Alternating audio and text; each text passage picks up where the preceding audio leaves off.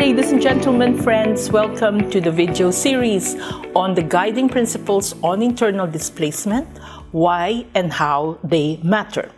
I am Cecilia Jimenez-Damary, the United Nations Special Rapporteur on the Human Rights of IDPs. In the previous video, we discussed Principle 17, which is on the right to respect of family life.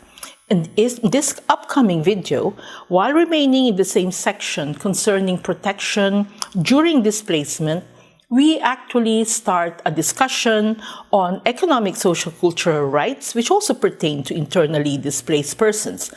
And this is Principle 18 on the right to an adequate standard of living.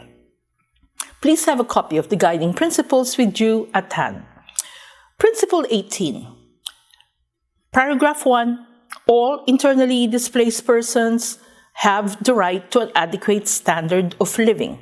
The rights derive from Article 25 of the Universal Declaration for Human Rights that state that everyone has the right to a standard of living adequate for the health and well-being of himself and of his family, including food, clothing, housing, and medical care, and reflected in other human rights treaties, both universal and regional treaties. This is a right that is accepted worldwide. International humanitarian law likewise implicitly provide such right, particularly through the express provisions of survival rights. Paragraph 2 of Principle 18 provides, at the minimum, regardless of the circumstances and without discrimination, competent authorities shall provide internally displaced persons with and ensure safe access to A. Essential food and potable water, B. Basic shelter and housing, C. Appropriate clothing, and D. Essential medical services and sanitation. Paragraph 2, according to the commentary of Professor Walter Karin, addresses the core of subsistence rights by enumerating those commodities that are absolutely essential for survival and therefore have to be provided to all internally displaced persons without discrimination and regardless of the circumstances. In fact, in my view, all of these rights are essential for survival and need to be provided at a level and with a quality appropriate for a human being.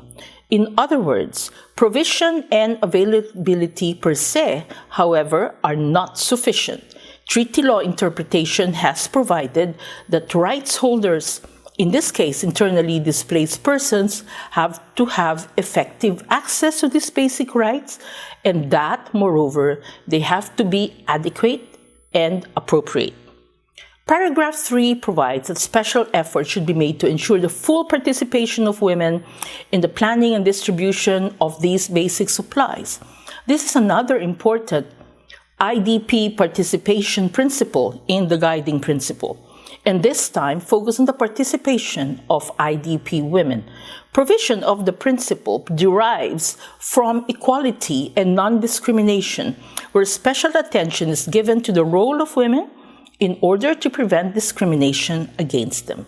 Moreover, given the role of women in most societies, their participation in this context needed to be explicitly stated in the context of internal displacement. Should you want to delve deeper into the notion and steps forward on IDP participation, including those by women, I invite you to read my very first report as a mandate holder, which I presented to the General Assembly in 2017 concerning IDP participation. Thanks for tuning in, and in the next video we will retain our attention on social rights, and this time the right to health as provided by Principle 19. See you then.